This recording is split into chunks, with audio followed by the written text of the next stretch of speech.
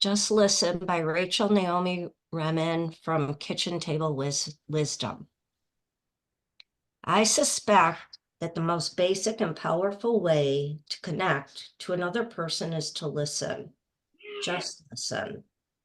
Perhaps the most important thing we can ever give each other is our attention, and especially if it's given from the heart.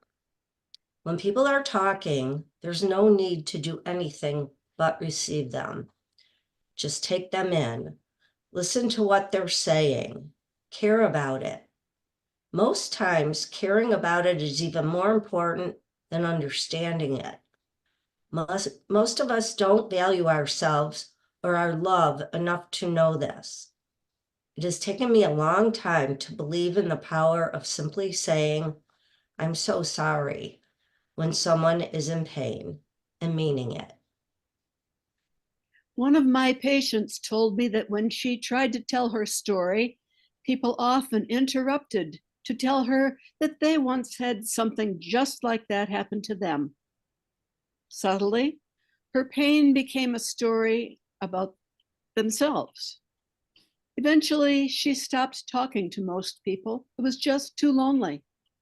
We connect through listening. When we interrupt what someone is saying to let them know that we understand, we move the focus of attention to ourselves. When we listen, they know we care. Many people with cancer talk about the relief of having someone just listen. I've even learned to respond to someone crying by just listening.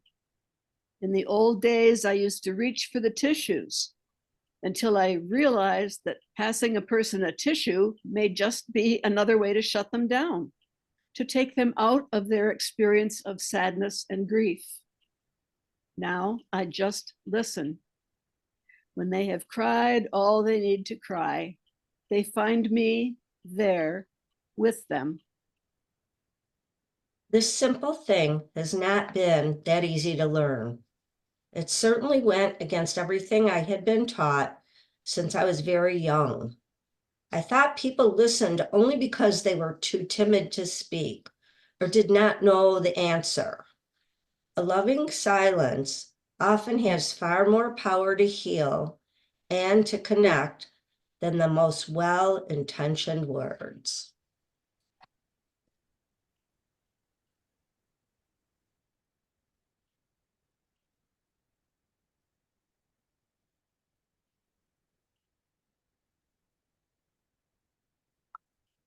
A number of years ago, a friend of mine, Rosemarie, was diagnosed with ALS, or Lou Gehrig's disease. In a why me moment, Rosemarie said, "I didn't even play baseball." ALS is a progressive and fatal condition that eventually devastates the ability to move, eat, speak, and breathe. I would visit with her every week. She introduced me to Howard Thurman and asked me to read stuff from him, and I was blown away by his book, Meditations from the Heart. This is a piece of one of those meditations. Lord, I want to be more holy in my mind. My thoughts tend ever to be divisive and scattered. In so many ways, my mind is a house divided, and the conflicts rage up and down all my corridors. I need wholeness. Oh, that my mind may be stilled by thy holy hush. Lord, I want to be more holy in my mind. On reflection, I wonder why she liked that particular meditation about her mind being a house divided. Maybe it was near the end when she was trying to decide whether to have a feeding tube. She opted out. A day or two before she died, she asked me to light a candle for her during Joys and Concerns, which I did. At her memorial service, we played Take Me Out to the Ball Game. She would have loved it. I didn't feel like I could do enough for Rosemarie. She really didn't need anything from me other than to know I was there. my presence. I clearly couldn't fix anything she was going through. I couldn't decide for her whether or not to get a feeding tube. She didn't want those common platitudes, everything will be okay, because it wouldn't be. Or, what doesn't kill you make you stronger? Well, she was dying. Or, God doesn't give you anything you can't handle. Well, she was you, and didn't understand God as having such an active hand in our lives. Even though most of us as UUs do not believe God is testing us or doing something to us, isn't it often in the back of the mind, why is this happening to me? What did I deserve? What did I do to deserve such suffering? It is a spiritual crisis dividing the mind. She knew there were no answers. She just wanted presence. She once told me, "You don't look away." That one sentence taught me an awful lot about pastoral care. You don't look away. I mean, what do you do? What do you say to somebody like Job? You remember the story from the Hebrew scriptures? He lost everything, his children, his possessions, and his health. You don't look away. From Job 2, verses 11 to 13. When Job's three friends, Eliphaz the Temanite, Bildad the Shuhite, and Zophar the Naamathite, heard about all the troubles that had come upon him, they set out from their homes and met together by agreement, to go and sympathize with him and comfort him. When they saw him from a distance, they could hardly recognize him. They began to weep aloud, and they tore their robes and sprinkled dust on their heads. Then they sat on the ground with him for 7 days and 7 nights. No one said a word to him, because they saw how great his suffering was. They just sat with him. That presence bolsters the faith that you can handle the hard stuff somehow, and that you won't be alone on the journey. As Parker Palmer said in the opening words that Gary read this morning, I took comfort and strength from those few people who neither fled from me nor tried to save me, but were simply present to me. Their willingness to be present revealed their faith, that I had the inner resources to make this treacherous trek, quietly bolstering my faltering faith. You don't look away. You have faith that I can get through it. Gives me faith in myself. I don't know exactly why facing something difficult in our lives brings that feeling of separation or division in our minds, our houses divided, but I do know when things are hard, we can turn inward or lash out. And when we don't feel good about that, then we don't like ourselves and we don't feel whole and somehow feeling diminished by what's happening to us. Perhaps our own inner strength is in question at times like these. What did I do to deserve this? Sometimes I wonder if Rosemary had some past regrets or things undone that left her feeling internally divided in those corridors of her mind. At times of illness, especially when hope is hard to find, we mull such things. Maybe I could have done more with this life. Parker Palmer writes eloquently about that sense of internal division, those times when something is missing, or we feel like frauds, those times when we can't be ourselves. All of these are spiritual crises. We even begin to project that inner turmoil onto others, spilling division into the world, leaving me to conclude that supporting people who are suffering makes the world a better place. Palmer says, the truth is that the more dividedness we perceive in each other, the less safe and sane we feel. Every day, as we interact with family, friends, acquaintances, and strangers, we ask ourselves if what we see is what we get. And all those other people are asking the same about us. Palmer goes on, being cautious about the degree of congruence between our outer appearance and inner reality is one of our species' most ancient ways of seeking safety in a perilous world. So you see, our suffering might be physical, but the real suffering comes from our response to it, wanting to put on a brave face to those around us. What inner turmoil do we carry? How divided do we feel? When times are hard, we often feel alone, divided, separated, and suffer even more. When we are suffering, we need safety, people to help who are non-judgmental. When we are hurting, if we feel safe enough, we can share and be vulnerable and let people know a bit of our pain in a way that can mend the interior divide rather than widen it. As caring people, perhaps we can be there for someone who is suffering without knowing why they feel divided. Our task then, as a caring person, is to be authentically present and trustworthy. And investing in someone is what we do in a caring community with love at the center. In order to help cultivate a sense of wholeness in someone struggling with something, it helps to offer that unconditional acceptance that you are loved, you are worthy, you are accepted for who you are and all that you're going through. Paul Tillich, a 20th century theologian, wrote a sermon called "You Are Accepted." In it, he talks about that feeling of separation.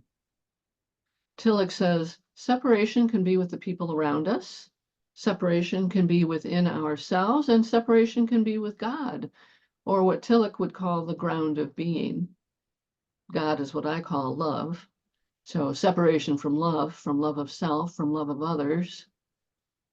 Tillich says, healing that separation is grace. I modified this slightly from his sermon. Grace strikes us when we are in great pain and restlessness. It strikes us when we walk through the valley of a meaningless and empty life. It strikes us when we feel that our separation is deeper than usual because we have violated another life, the life which we loved or from which we were estranged.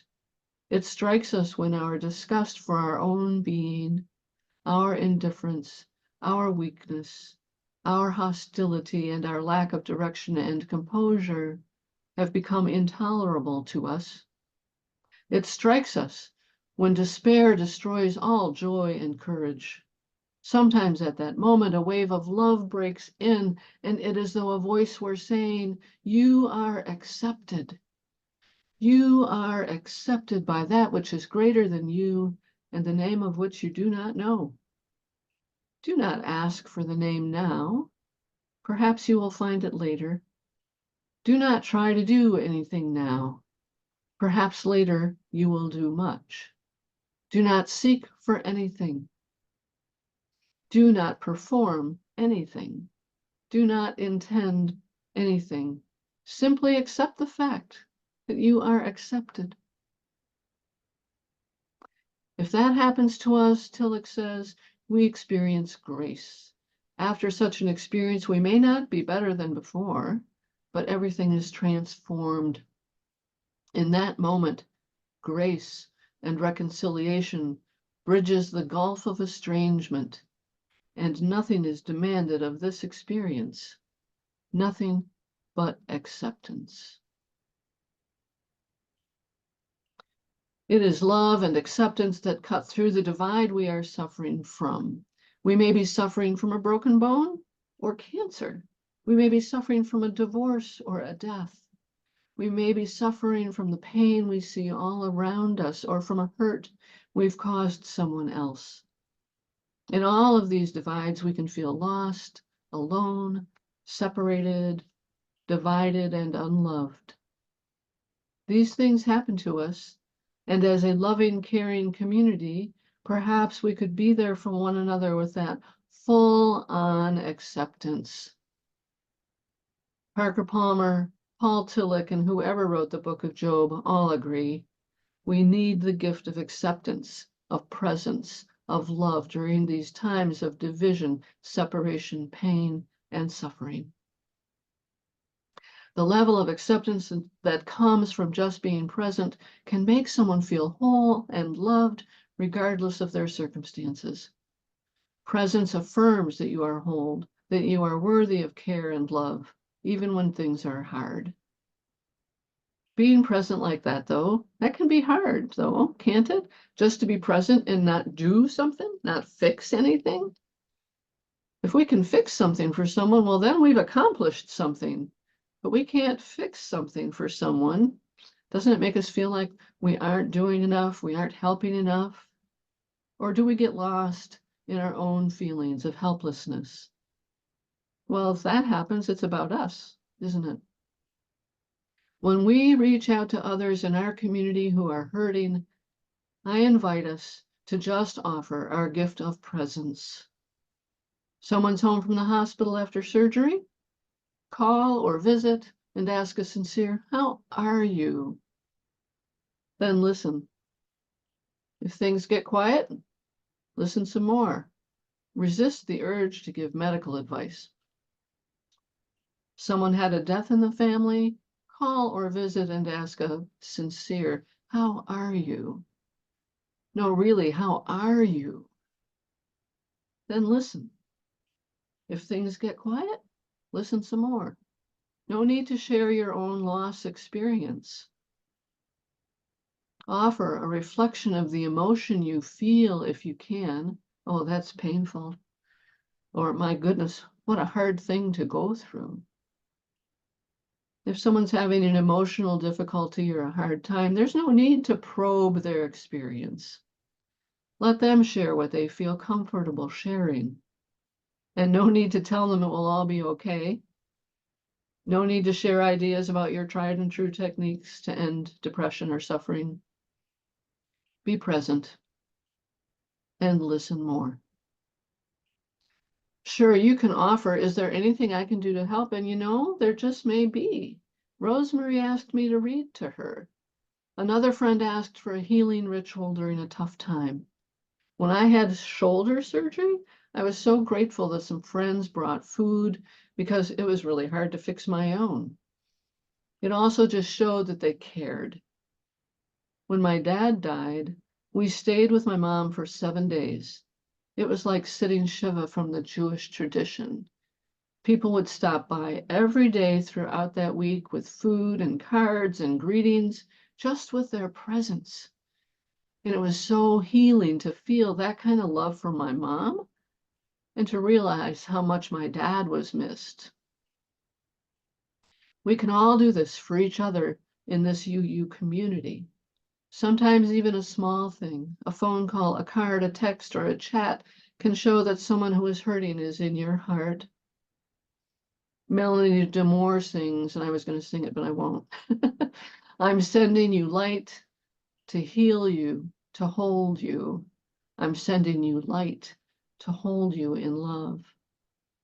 That light is our presence, our love, our care. The presence of another person who doesn't look away, who shows acceptance. I trust this community has it to give, and who knows, it just might spill over to make the world a better place. Amen. May it be so, and may we make it so.